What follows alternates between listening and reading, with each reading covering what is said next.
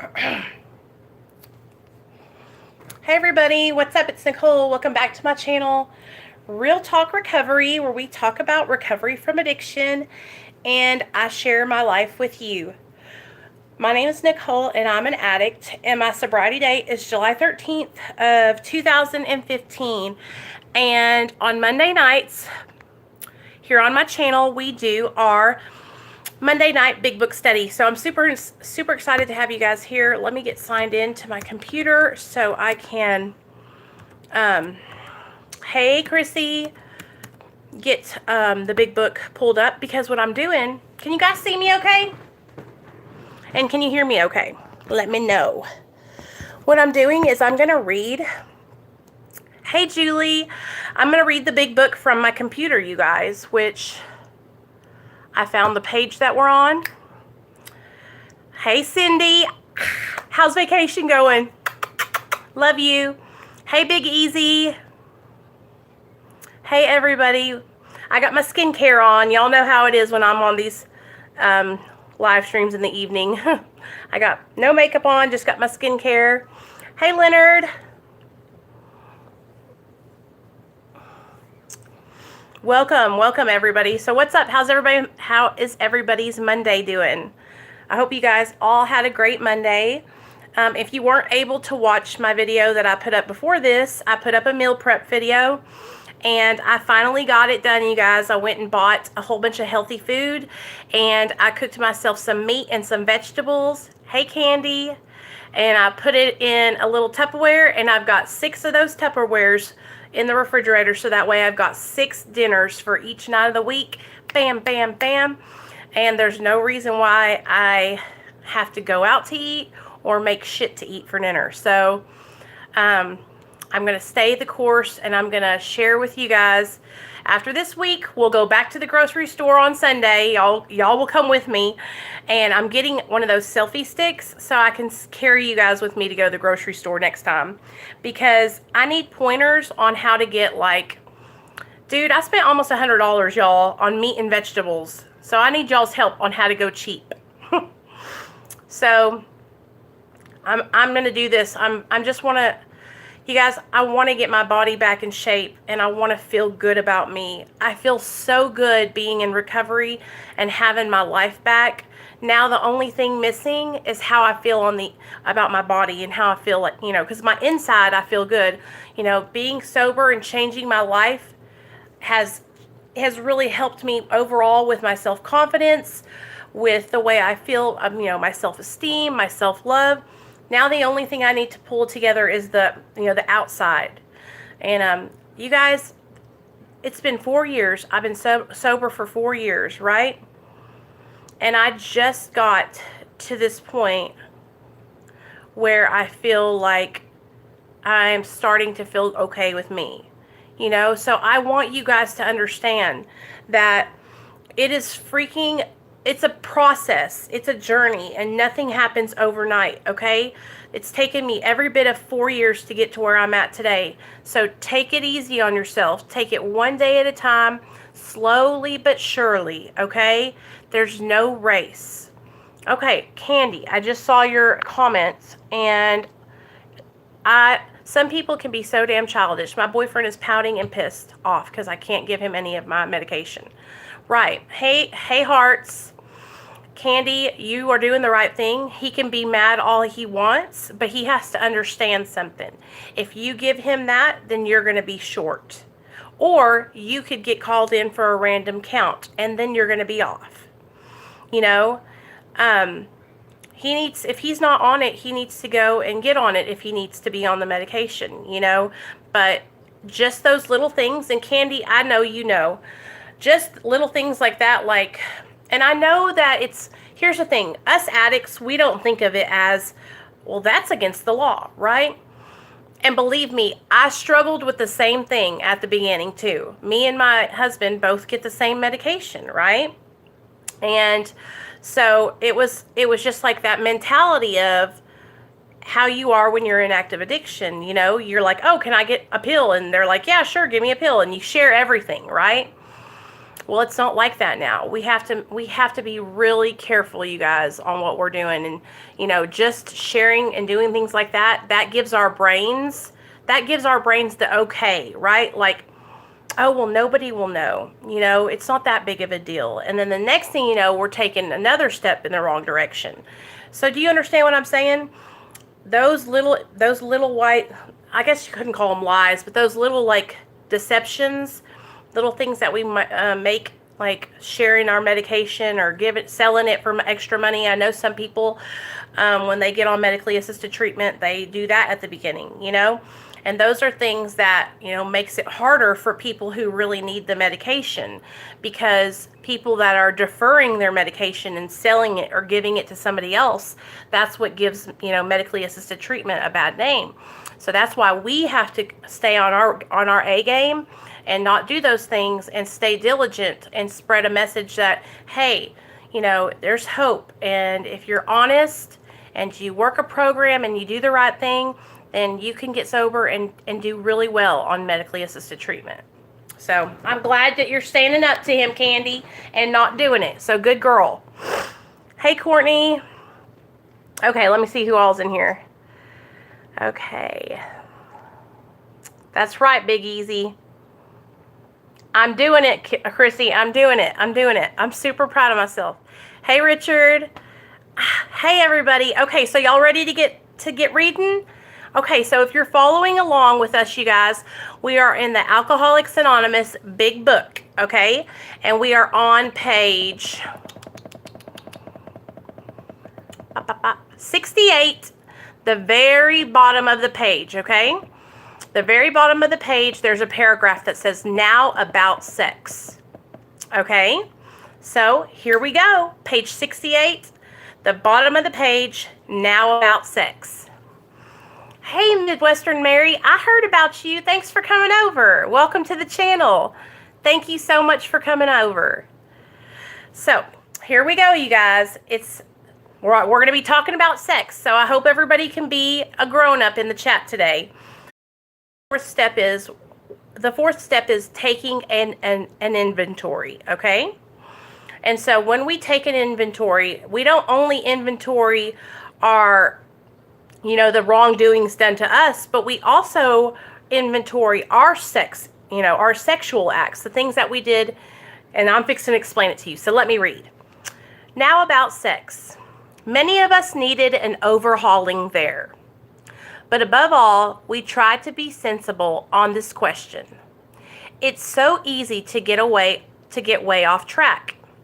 Here we find human opinions running to extremes. Absurd extremes, perhaps. One set of voices cry that sex is a lust of our lower nature, a base necessity of procreation. Then we have the voices who cry for sex, sex, and more sex, who bewail the institution of marriage, who think that most of the troubles of the race are traceable to sex causes. They think we do not have enough of it, or that it isn't the right kind. They see its significance everywhere. One school would allow man no flavor for his fare, and the other would have us all on a straight pepper diet. So basically, one place would let us have, you know, missionary sex and all kinds of crazy, like, you know, all that crazy stuff, the kinks. And then the other place would say, oh, only missionary, that's it. So that's what that example is. We want to stay out of this controversy, so we don't care what kind of sex you're having. We do not want to be the arbiter of anyone's sex conduct. We all have sex problems. We'd hardly be human if we didn't. What can we do about them? We reviewed our conduct over the past years.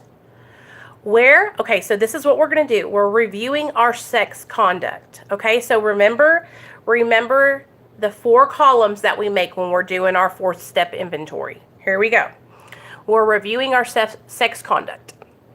Where had we been selfish, dishonest, or inconsiderate? Okay? Whom had we hurt? And did we unjustifiably arouse jealousy, suspicion, or bitterness? Okay, so I'm going to stop right there because we're going through some questions now. Okay, so we reviewed our own sex conduct over the past years. Where had we been selfish? Okay, so I'm going to use an example for you guys. So before I got married to my husband, I was extremely promiscuous in my active addiction. Okay?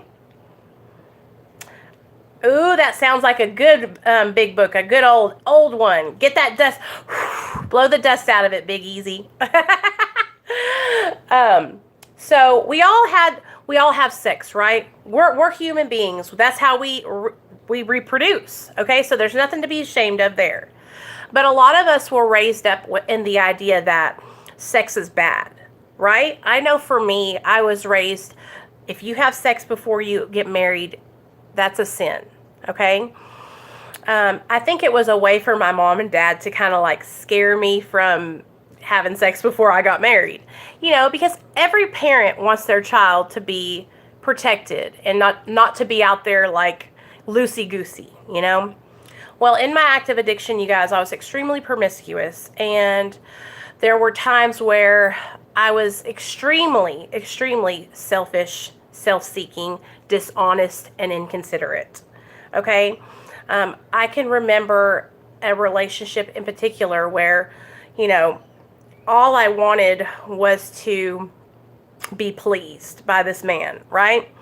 And if he didn't please me, have sex with me, then it was almost like we were fighting about it all the time because I was high. I was high on methamphetamine and he wasn't, right? So he was on opiates and I was on methamphetamine, and it was just not working out. Like, he was wanting to go and nod out and I was wanting to do all kinds of stuff like a crazy sex jackrabbit, right?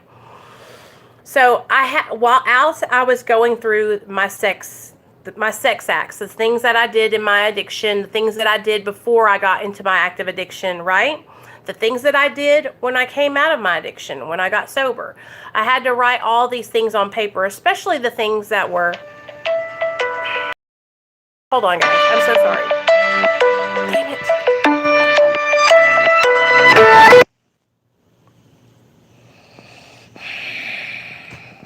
I knew this was going to happen. They can come over here. Okay, sorry, guys. Sorry, you guys. Is it okay or is it buffering? Hey, Rose.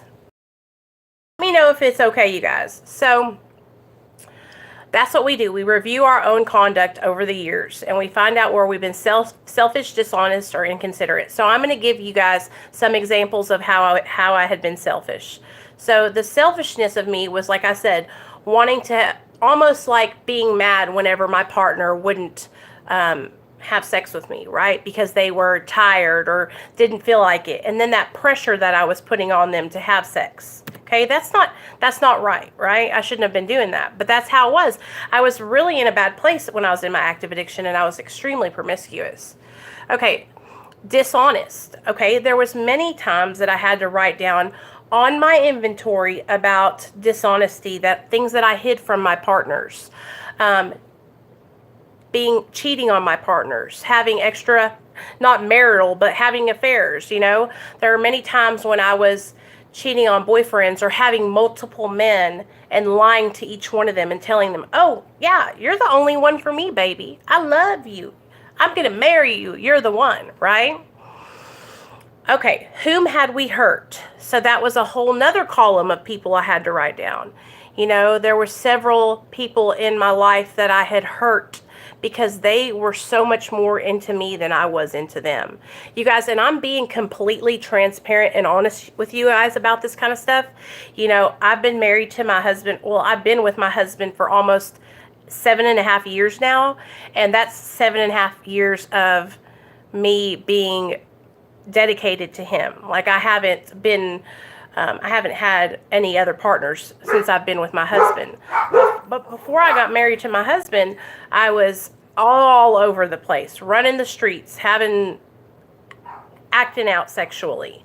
And that was part of my addiction. Part of my addiction was seeking validation and seeking attention from men.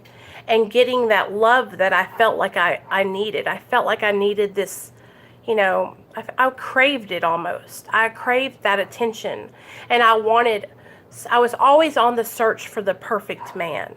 You know, I was always on the search for this guy that was going to be the man that I married. I don't know. It was because when I was growing up, my mom and dad, you know, they're still married to this day. And that was something I always looked up to my family. I always looked up to my mom and dad because they've been married for so long, you know?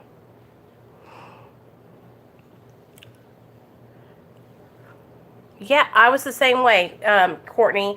And so before I met my husband, I was, you know, I would find a man, I would be with him, and if he wasn't somebody that I could see myself with for the rest of my life, instead of telling them that, I would just hop to the next one, but keep him on the back burner, you know? So let me keep on going here. Okay. Did we unjustifiably arouse jealousy, suspicion, or bitterness? Where were we at fault? What should we have done instead? So I have to find my part in it, okay? Although a lot of the people that I had, you know, sexual relationships with that, you know, went bad, a lot of those people were on drugs, right? A lot of us were high. A lot of us were one-night stands. A lot of us were just sex acts that I did because I needed to get dope, you know, and I would say, hey, man, you got some dope? Sure. Okay. You got what I need. I'm going to give you what you want, right? And so that's what I would that's what I would do. That's what I felt that I needed to do. And when I had gotten to such a low point in my addiction to where I had lost my job, I didn't have any money until I met Neil, I was on my own. You know, there was nobody out there that was looking out for me. There was nobody out there that was like, hey, I got this saved back for you, girl. No, it was me. I was on my own. I was on my own. So I was on these streets by myself, hustling, doing what I had to do to get by, you know, and if that meant seducing some man to get free dope, then I was going to do what I had to do, you know, and those things I'm so ashamed of. And I had to write those things down on my 4th step, you guys, because I really didn't realize how ashamed I was of it until I had to look at it all on paper. And I realized, man, Nicole, you were just looking for love in all the wrong places. You know, I was just struggling so bad.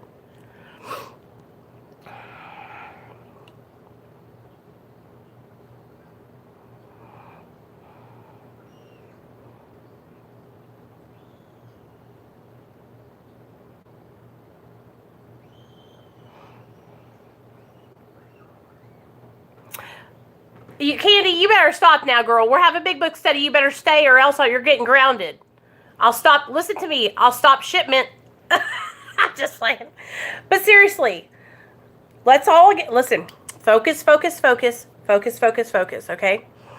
I know all this stuff is like, kind of like, we're talking about crazy, you know, and this is serious, you guys. Like, these are things that carried me into my recovery. You know, these are the things that I did when I was in my active addiction that I beat myself up for over and over and over again. You know, I would talk down to myself because of the things that I did with men that I thought I had to do. You know, and so these are, when I wrote all this stuff down and I put it on my 4th step, you guys, I'm going to tell you, and I want you all to know something, that when you do a 4th step, you need to have a sponsor, okay? So don't go into it thinking, oh, I'm going to go through the steps all by myself, right? You need to have, a sponsor has to guide you through this and take you through that step so that way you're not alone doing it. Because what happens is all these things that we start writing down, all this stuff starts cropping up and building up and pulling up feelings that we haven't felt in a long time. Okay? And when we start feeling those feelings, it can get really uncomfortable. All right? So I want you guys to be aware that I know it's difficult. All right? And I know that bringing up these old things that we did in our past, it's not fun. But this is going to help you more than it. I promise. Hey, Leonard. Thanks, Leonard. Love you. Okay, everybody, hashtag her opiate fix. Hashtag her opiate fix. It's going to help you in the long run. And sometimes we got to write down the stuff and look at it on paper. Like I was talking about yesterday. taking responsibility is what we have to do, you guys. You know, it's easy to say, you know, it's everybody else's fault that I was a drug addict. Everybody else is responsible for what I'm going through. I can't handle my life today. We can't play the blame game. And through doing our 4th step, what that does is it helps us to see where we played a part in things. And that's the reason why we do our 4th step. Okay? We have to find our part and own up to it so that way we can move on with our lives and be better and recover. Okay? Okay, here we go. Let me read some more.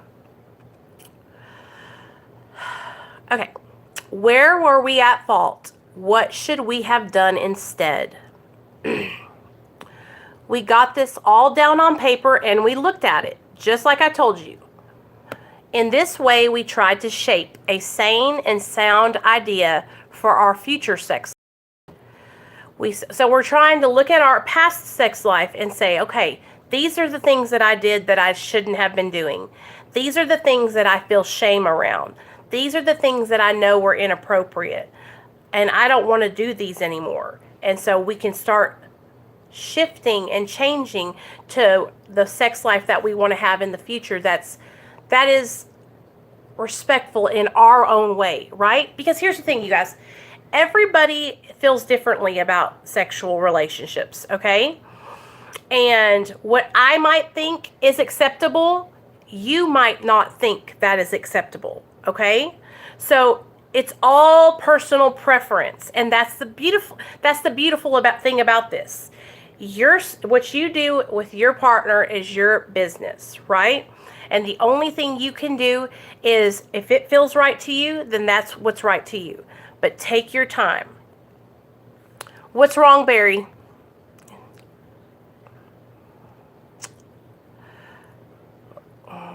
Okay. We subjected each relation to this test. Was it selfish or not? So we put each one of our relationships down and we go through it. Was it selfish, self-seeking, self-centered? What if you hate any kind of sex? Okay, Krissy. So I think what happens to some of us is when we maybe went through some trauma. Now tell me if I'm wrong. Have you gone through some kind of trauma or abuse that makes you feel uncomfortable when you are intimate? Because if that's the case, hey Mom, Barry, hey, will one of you guys put my email up so Barry can email me personally? Barry, one of the girls is going to throw my email up in the chat so you can email me, okay? A lot of times for us women, what will happen, because we're talking about something in here, and I don't even know if you really want to be here for it, Barry. We're talking about sexual inventory. Thank you, hearts. Okay, so email me, Barry, and I promise I'll get right back to you, okay? After this big book study, I'm going to check my emails. So you guys, Krissy, tell me this. So have you had something happen to you in your past where you got hurt or harmed around sex, and that's maybe what makes you feel uncomfortable? Because that has happened that's happened to me. And I wouldn't say that it was because I hated sex, but it was because I felt uncomfortable because I had been hurt by somebody. I had been raped. I went through a rape. It was, okay. Okay, me too, girl. Me too. Hashtag me too. I got raped. It was traumatic. It was one of the scariest things that's ever happened to me in my whole entire life. And I think after I got raped, that's when I really went off and I started just having sex, like not caring. And I had this mentality that I was going to fuck every dude and fuck dudes, right? Like I was like, and what I mean by that is fuck them. Like I was going to play them. I was going to be the player. Nobody was going to hurt me anymore, right? And that's what I did. After I got raped, I went off the deep end. And this mentality that I was going to be, I was going to do what they all did to me to them. But I'm going to tell you this, Krissy, through working these steps, through building a relationship with my higher power, through sharing about my trauma, sharing about my rape, talking about it, and through building my relationship with my husband and trusting him and getting to know him and him getting to know me, I love him so much, and I want to make him happy. And I want to be with him intimately, you know, but it took me healing from what happened because it was traumatic. I used to have dreams about this guy dragging me across the carpet, you know, nightmares. I would wake up sweating because I would see him in my dreams at night. And what made it even harder is that I would see him, my sister, my younger sister, was hanging out with this guy that basically was the house that it happened at. And I was so worried about my sister, you know, but it takes time to heal from those kind of things. That's a trauma, you guys. That is a trauma. Rape is probably one of the hardest things to get over. I mean, I know now, and this is what I have to tell you guys this. I forgive him. I forgive him. And you know what? I have no more hate in my heart for him. I don't obsessively think about how, like, I want to kill him. But I didn't always feel like that. Like, I used to not even be able to talk about it. I don't know if I've told this story here on my channel or not, but I'll kind of just give you guys a roundabout of what happened.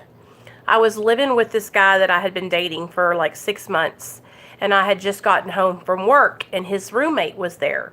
And this dude was there all the time. I mean, he was the roommate. He lived there. And so I didn't think anything of it when he answered the door and let me in, right? I went inside, took off my shirt. I had on like a men's shirt with a tie. Took off my shirt and changed clothes, you know, and went and sat on the couch and was watching TV.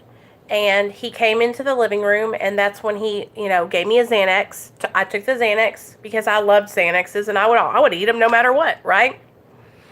And that's when he started talking to me and calling me by my last name, DeMeo. Hey, DeMeo. And that ever since then, when anybody ever calls me by my last name, it literally gives me the heebie-jeebies. But I noticed he was like acting funny. Well, I didn't think anything about it. I just went on about my business. And then the lights went out, and it was completely black. And you have to remember, I just got off work. I was waiting tables. It was like 10 o'clock at night. It went completely black in the whole house, and I went to turn the light on at the light switch, and the light wouldn't come on. Okay? This dude had cut the breaker. He had cut the breaker, and he chased me around this house, you guys, until he finally caught me by my ankles and dragged me across the carpet.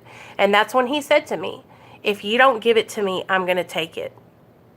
If you do not just do it, just let me do this, I'm going to hurt you. I'm going to hurt you. You know, and I can remember I was just like, please, God, please, just use a condom and do not hurt me, please. And he did, and then I ran out the door. I ran out the door the minute he let me go. I ran out that. I remember it because it was one of those swinging doors, you know, like on a patio. And I went through it, and it goes, bam, and swung back, and you could hear it hit. And I was already in my car, skirt, down the road. And after that happened, you guys, I was like I said, I was just so angry that I let that happen to me. I feel like it was my fault. I shouldn't have been there alone with him. I shouldn't have took that Xanax. I went over and over again in my mind. And it's not my fault. It doesn't matter if I went into that house butt naked. Okay? It doesn't matter if I was laying on the table on a spread eagle naked. He had no right to touch me. And none of us that are raped, no man or woman has any right to cross those boundaries with anyone. And so that really caused me a lot of trauma and pain on the inside that I didn't even realize I was acting out over. You know, I didn't even realize that that's what was going on until now when I look back at it.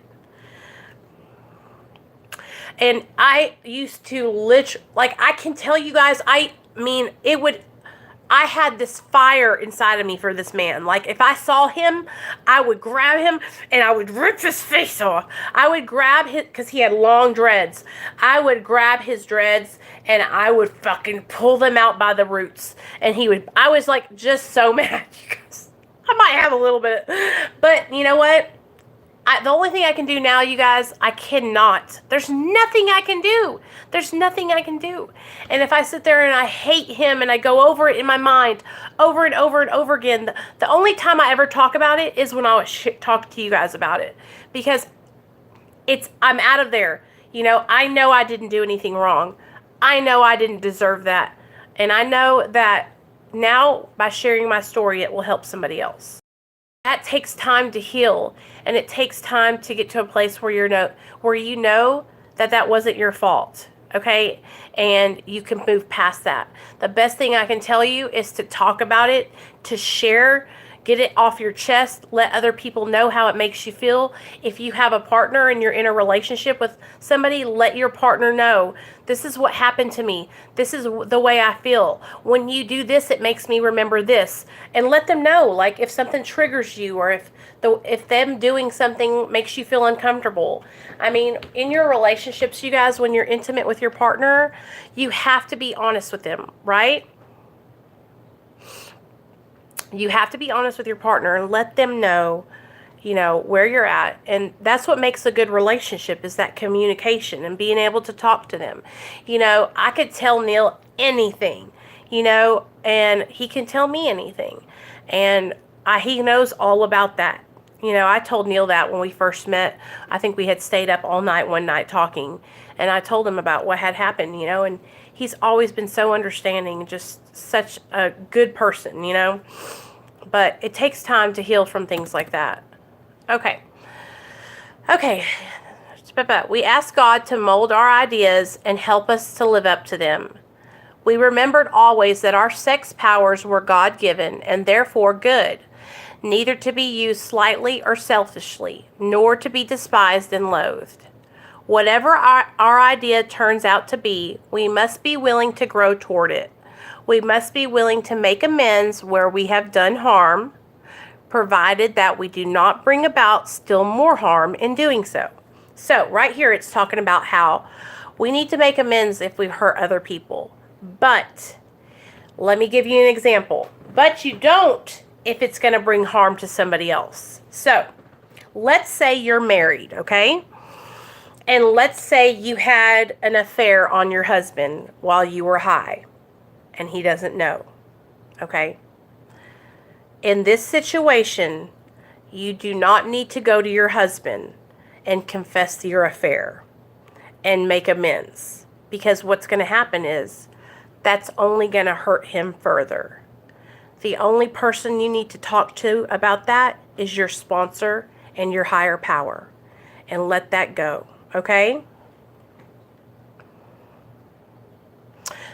Okay, so Kim, that's what honestly, like, you have to start working on that, and we need to get him on board. Okay? If he can open up maybe to counseling, maybe if you can bring him over here with all of us to hang out, maybe if he'll come over into the Facebook group. But that's the first step, is talking, is communication. And I know it's hard for some men, but listening and opening up and just letting your woman talk to you, if any of you guys are in here, it's the best thing you can do, is communicate and listen and be ears for your woman to sound off, because we need a strong man, and we need a man that understands us and that can listen to us and that we can talk to when we're struggling. Yeah? Some what? Okay. Okay. Can you pick some? Yeah, go ahead. Oh, can you pick some? Like what? I don't know. Hold on, guys. Pick some. Oh. Hold on. Pick some. Are y'all having fun? Yeah. Oh, I'm so happy. Come on.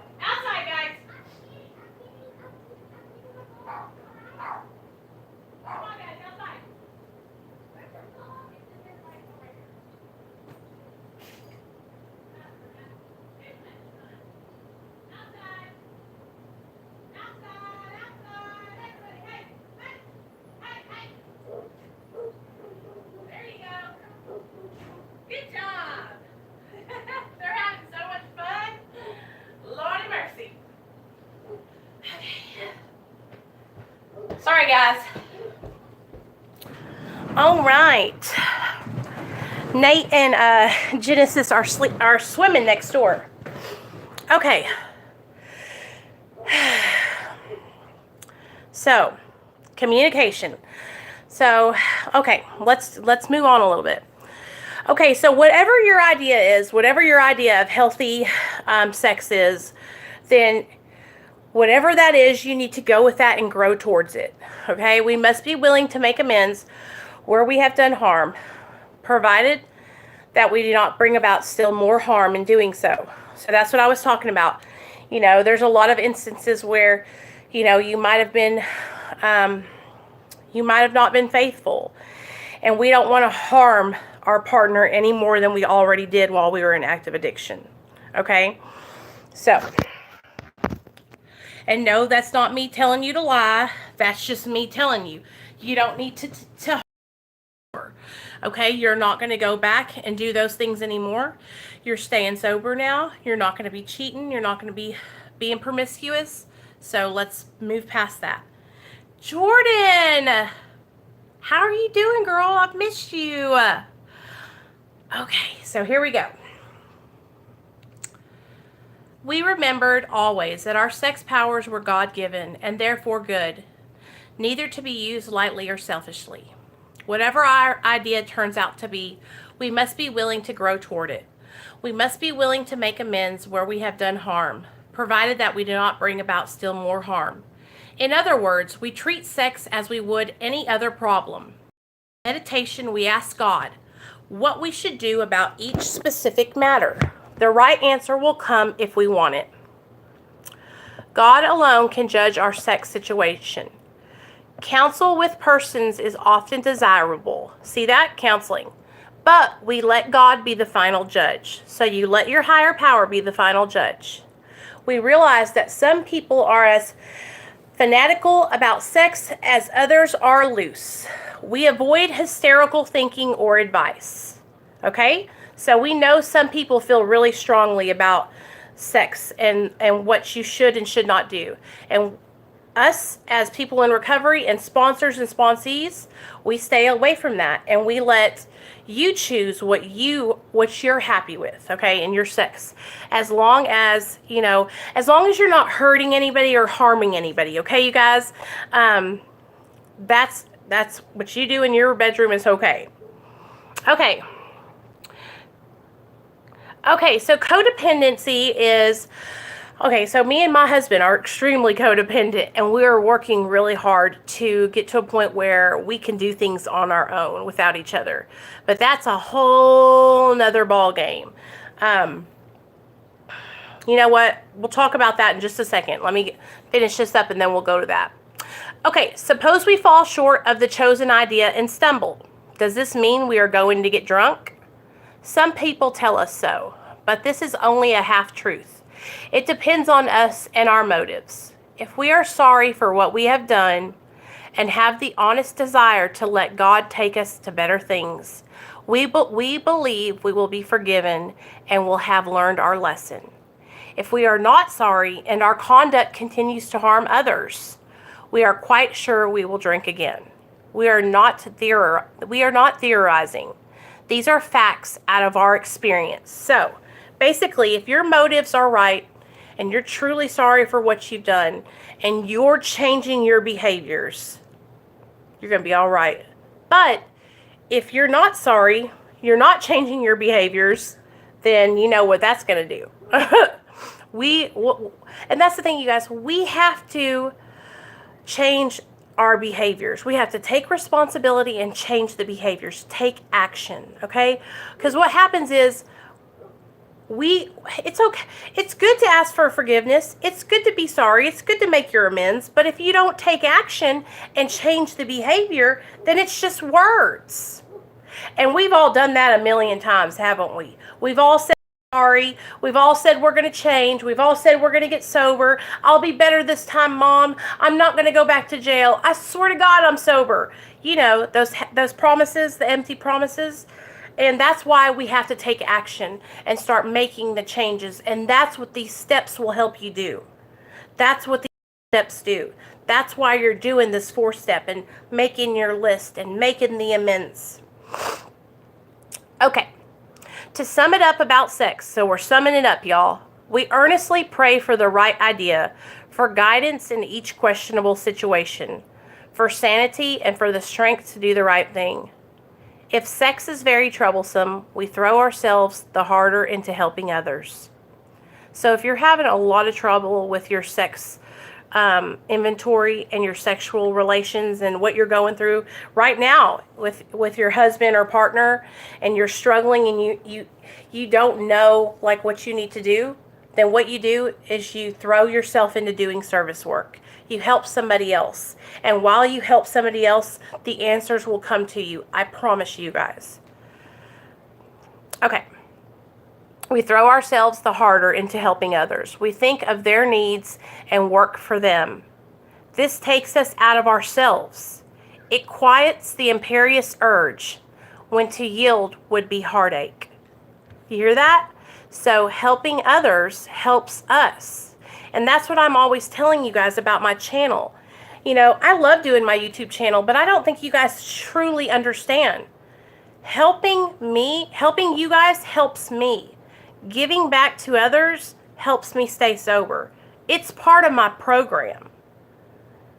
I do this because it helps me. You guys help me. If we have been thorough about our personal inventory, we have written down a lot. We have listed and analyzed our resentments. We have begun to comprehend their futility and their fatality. We have commenced to see their terrible destructiveness. We have begun to learn tolerance, patience, and goodwill toward all men, even our enemies, for we look on them as sick people. You hear that? We have begun to learn tolerance, patience, and goodwill toward all men, even our enemies, for we look at them as sick people. We have listed the people we have hurt by our conduct and are willing to straighten out the past if we can. Remember? If we can, as long as it doesn't cause more harm to someone else. In this book, you read again and again that faith did for us what we could not do for ourselves. We hope you are convinced now that God can remove whatever self-will has blocked you off from Him. If you have already made a decision and an inventory of your grosser handicaps, you have made a good beginning. That being so, you have swallowed and digested some big chunks of truth about yourself. The end. Okay, so that is, let me see. Okay. That is our sex inventory, okay? So that's pretty awesome. I love this, man. I love this. Okay. So, the truth is what we've just digested. We've just looked at ourselves, you guys. And that's the thing, you know, looking at yourself and seeing what we did when we were in active addiction, man, sometimes that can be so daunting, right? I'm going to tell you this right now. When I did my 4th step, and I've done 3 of them, okay? Looking at all the things that I had to look at on paper, it really made me realize some of the bad decisions I made when I was in active addiction, you guys. Okay, our next chapter is into action. Bam! And that's going to be 72 through, into action. Okay, so I'm going to just kind of give you a little snippet. Chapter 6 is what we're on next. Having made our personal inventory, what shall we do about it? We've been trying to get a new attitude, a new relationship with our Creator, and to discover the obstacles in our path. So that's what we're going to be reading next week. Okay, so into action is going to be all about our 5th step. Okay, so you guys, if you are working on your 4th step right now, if you have any questions, you know, you can always ask me. I'll help you with whatever I can. Now, let's talk about codependency, because I saw that Kim had asked about codependency. And so codependency, let's look it up. And then I'll kind of explain to you. Okay, codependency is an excessive emotional or psychological reliance on a partner, typically one who requires support on account of an illness or addiction. Ooh, okay. So, did you guys understand that fourth step? Did you guys hear what I was saying? Are y'all here with me? Okay? We all have different opinions on sex and what is acceptable sex, okay? So, for me, acceptable sex might be, a wild, crazy night of, backflips, dominatrix, all kinds of different positions. Okay, that might be my acceptable sex. Your acceptable sex might be sister wives and having 3 or 4 different partners, right? And that can be acceptable sex to you, right? All of us have different perspective on what is okay sexually in our book. All right, so that's why each one of your sexual inventories is going to be specific to you, right? I had to get down and really think about what I feel like is okay in my book sexually. And a lot of the things that I did in my active addiction were not acceptable sex. I had a lot of multiple partners, you guys. I had a lot of instances in my active addiction where, I was having sex with multiple people at the same time and just crazy party girl stuff. And, those things I had to write down on paper and own it. I had to take responsibility for those things. And there was even some people that I had to make amends to, and you're probably like, oh my God, you made amends to people that you had sex with while you were married to your husband? Let me explain. So there was a couple of men that I had really long relationships before I met my husband, and I needed to make amends to them to be free. Okay? So what my sponsor had me do, you guys, is she had me write one of them a letter and mail it in the mail, and the other one I had his phone number, and I just called him and talked to him. And it was short, sweet, and to the point, And you know what they ended up saying? That they accepted my apology, and that, actually one of them said, "We were kids, Nicole. We were kids. It's all good." And it gave me so much relief for him to say that, because I carried so much guilt around because I cheated on him all the time. I was always breaking this guy's heart, right? He was actually my first real boyfriend, Robert, and I was cheating on him every other day. And so I felt so bad about that. So when I finally did go make amends, it was just so easy, you guys. And that's what you guys, I hope that that's the experience you guys have, because honestly, I don't think I had any bad experiences when I finally went around and made amends to all the people I needed to make amends to. Now with my mom and dad, I had to make amends to them. The way I've done it with my parents is I'm making a living amends. My sponsor didn't so much want me to sit down and apologize and talk to them and take responsibility, because I've done that so many times with my parents. She wanted me to show them through my actions that I was changing. Of course, I let my mom know that I was, doing my fourth step and that I was making my amends, but my amends were going to be a living amends to show her that I was changing my life and going to be better. Also, if you're in your recovery and you just got sober and you hear me talking about making amends, pause. You don't have nothing to worry about right now. You just worry about staying sober. You just worry about getting to your meetings, getting a sponsor, and staying active in your recovery. Because what happens is, when we get sober, we get really excited and we want to start changing everything right away. But it's not time for you to make amends yet. That happens after you do steps 1, 2, 3, and 4. Okay? And that's why the steps are in order, because we have to do them in order. 1, 2, 3, 4. Okay? I'm so proud of all you guys for coming in here and being a part of this with me. I love doing these big book studies with you guys. Y'all don't understand. I love it. Okay, let's talk about codependency before I go. Codependency is a behavioral condition in a relationship where one person enables another person's addiction, poor mental health, immaturity, irresponsibility, or underachievement. So I'm going to tell you guys, you did Good job, Kim. How did it go? Tell us about it. I was in a relationship that was extremely codependent with a guy named LD. Okay, you guys, and I enabled his bad behavior. I enabled his addiction. I enabled him to have no job and for me to pay for everything. And he relied on me for everything. But I wanted him to rely on me for everything because I wanted that control. And so we had this sick relationship. So many people struggle with codependency and they might not even realize it, you know? And it's not because you're a bad person.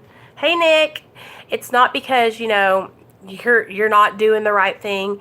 It's because we don't know how to have relationships healthy, you guys. A lot of us, we've never had a healthy relationship. I mean, think back to it, you guys. When's the last time you had a healthy relationship? A relationship where both of you are working together, right? And you are both bringing the same, you know, love, tolerance, commitment to the relationship. Okay? Neil is the first relationship that I've ever had like that, where we're both working in the same direction. For so many years, you guys, it was always me pulling all the weight, right? And that's not healthy. When you get into a relationship with somebody, and this kind of goes along with the sex inventory that we were talking about, you want them to you need to be equally yoked. Okay, my mom and dad used to say this to me all the time. Nicole, you and him are unequally yoked, talking about this guy I used to date. And what they meant by that was we weren't on the same page. He didn't want the same things in his life that I did. He didn't want to, you know, marry me and be head of the household and take care of his family and take care of his sons. He wanted me to take care of everything. He had no pride in anything. You know, he had no appreciation for our relationship either. And it was just a very, very toxic situation, right? Yes, and see, a relationship takes two people that are going in the same direction, not pulling each other separate ways, right? So sometimes we have to reevaluate the relationships that we're in when we get sober, you guys. Because a lot of times we're in relationships that are not going to carry on into our sobriety. And that's hard. That's hard, you know, because you think, oh, well, I've been with this person forever and blah, blah, blah, blah, right? Chosen men who have been on a lower level financially. Sounds like he had no drive and wouldn't sacrifice for the home team. Right, and that's the thing, you guys, like, now in my relationship, and it's so different from my relationship back then. That's why I compare my relationship now to the relationships I had before, because it's so different. Like, I've never met a man who actually, like, Neil works his ass off to take care of our family. And I work my ass off to take care of our son. And we're both going in the same direction, like trying to work our asses off together to take care of our family. You know? Me too, Krissy. I was the same way because I wanted to have control because it made me feel comfortable. When I had control over the men I was dating, it made me feel more confident. It made me feel more comfortable. Hold on. Oh, I'm going to sit down here now because I need to plug my phone in. It made me feel more confident. It made me feel more comfortable. And that's why I did it, you know. And a lot of us have really controlling personalities. And I don't know. I think that is because what do you guys think? I think that, you know, that want to control is because we're insecure. We don't know, you know, we don't know ourselves and we don't feel comfortable in our own skin. So we feel like we need to control our partners because we're afraid they're going to leave us. And that was what I was always like scared that LD was going to leave me. You know, and that's what ended up happening. But I was so afraid to lose him because you know why? Because I based so much of my self-worth on him, on having a boyfriend. I based so much of my worth, what I was about, on being in a relationship. And if I wasn't in a relationship and I didn't have a boyfriend or a husband, then I was worthless. That's how I felt.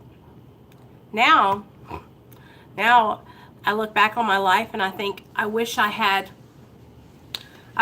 slowed down and loved myself more. I wish I had loved myself. I wish I had known how to love myself.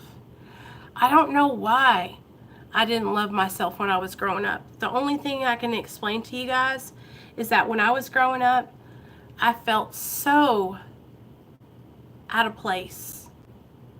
I felt like I didn't fit where everyone else was. I felt like I needed everyone else to let me know I was okay. Do you know what I mean? I needed you guys to like me so I could be okay. Hey, Katie Mac. Hey, Haunted by the Truth. And now, even now, you guys, like I caught myself last week not being okay because a few people don't like me. And I thought, Nicole, what are you doing? Snap out of it. Your worth isn't based on who likes you or not. And if they don't like you, fuck them.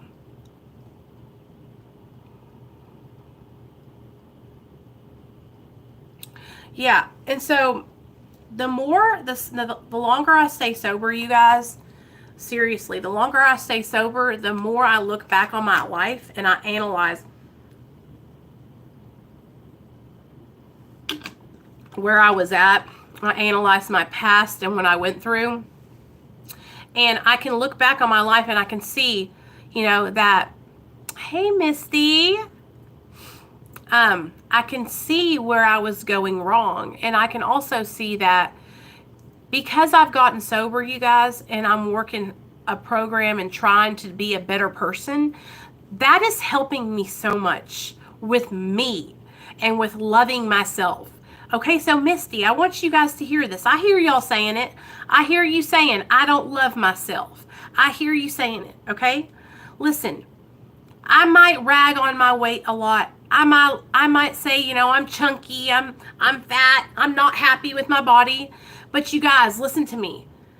I know without a shadow of a doubt that I'm different now and that I'm learning, I'm loving myself. You know how I because I'm trying to be better and I'm trying to take care of myself and I'm caring about my body and I'm caring about my brain and I'm caring about the people that I hang out with and the people that I keep around me. See, when I didn't love myself, I didn't give a damn.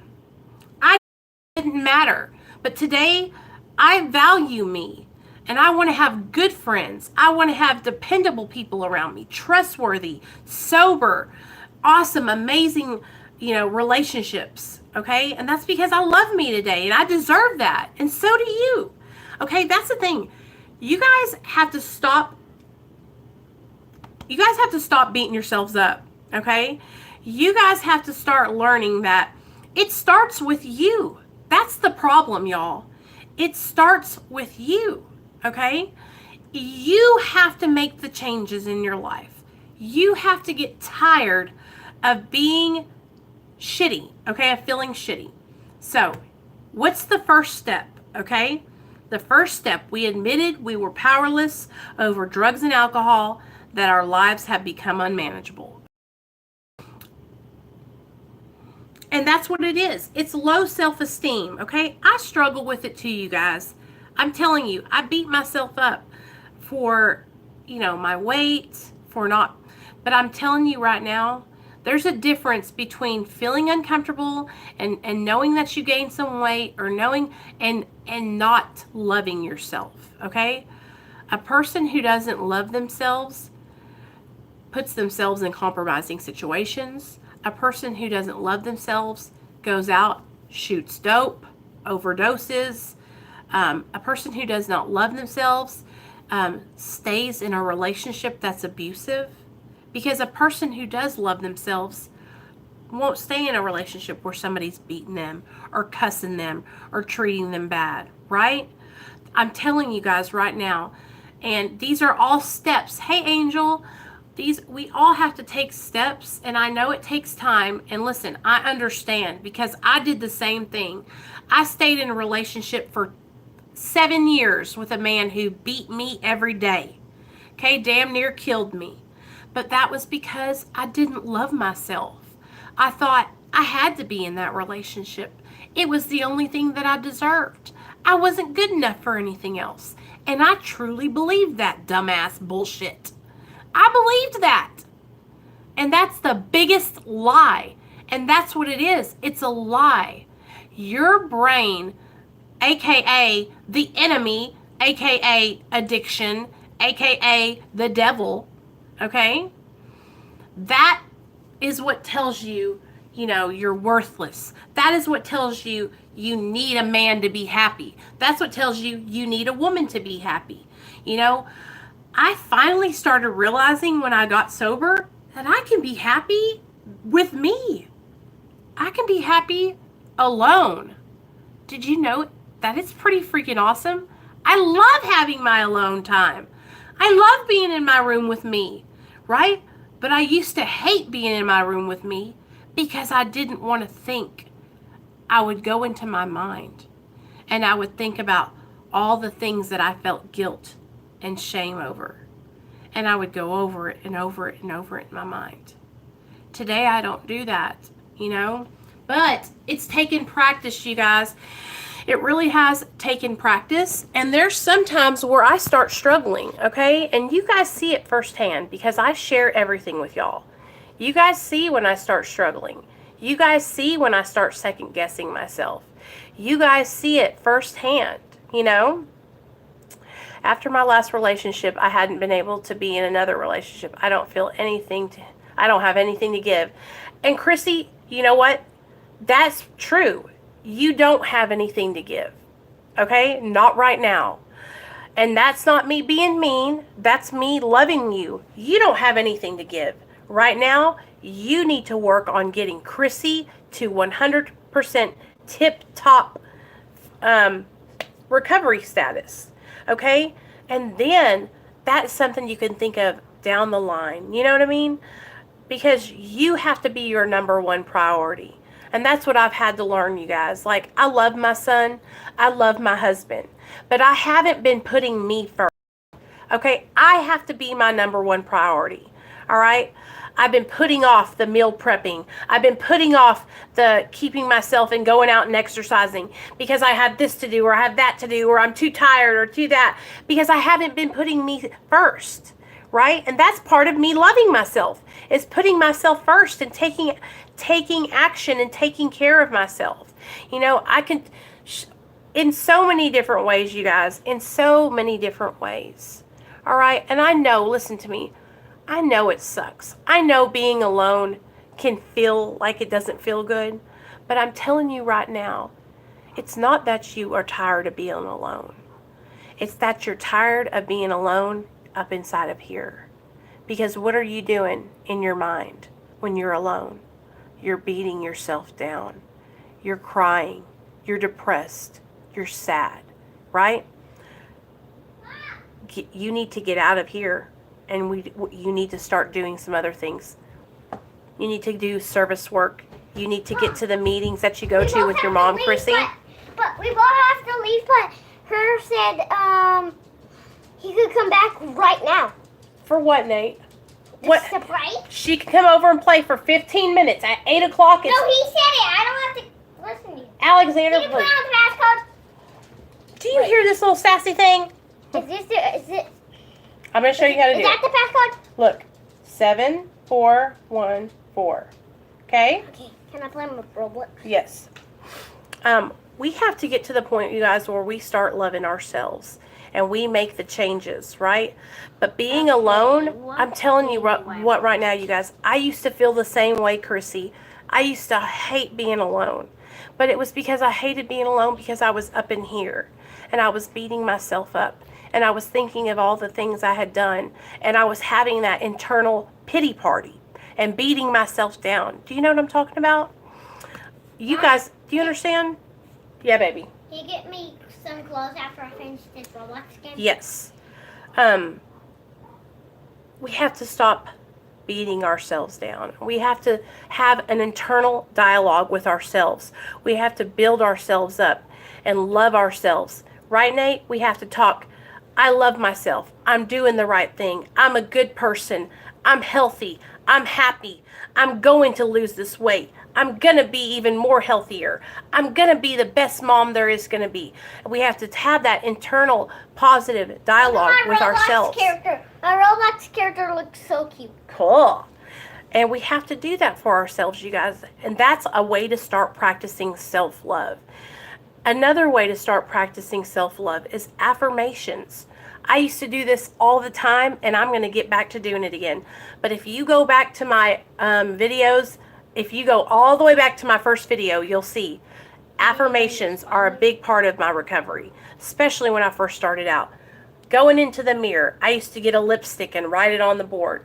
Nicole, you are a beautiful, highly favored child of God. You are chosen. You have been chosen. You have the passion. This is what you were meant to do, right? And I tell myself that, and I tell myself that. And I know that now. Now I know this is my calling. This is what I'm made to do. I'm here to spread a message. I'm here to share my passion for recovery and helping others with you guys. So that way you can find what makes you excited about life, right? That's why I'm doing this, is because I want to inspire you to find out what works for you and what you want to do, right? And I want to inspire you to change your life and get sober and stay sober. I never thought I was going to be sober, you guys. I never in a million years thought that I would not be using. Okay? Never. I'm the happiest I've ever been. Oh, ever been. Uh-oh. I killed myself because I want to play this game. That's okay. I can't play this game. Yes, it really does, Annie. Okay, let me catch up on y'all's comments. Nicole, are you doing keto? Because your meal prep sounded like keto. I've been doing it for a week and it feel amazing. Kinda, yes. You know, that's basically, it's just vegetables and meat. I'm trying to stay away from breads, tortillas, rices, potatoes, anything carbohydrate like that. So yeah, basically, maybe like dirty keto or ghetto keto. So yeah, I hope that helps you guys. And if there's anything else, do you guys have any questions? Is there anything you guys want to talk about before I get off here? Because I'm going to get off here and dry Nate. What is over there? Will you text me, Angel, and tell me all the foods that I need to really stay away from? I had avocado today and it was so good. I hope that's okay. But yeah, okay, so I hope you guys enjoyed this meeting. Like, I love doing these. If you guys ever want to share my videos in other recovery groups on Facebook, please do. I would love that. Oh no, I didn't get it. I haven't even looked, Captain. I would love to do that. Share my videos and invite your friends over. And I love you guys, and I hope you guys have an amazing, amazing night. Bye. Get me in the car. The most fastest way is get to the car.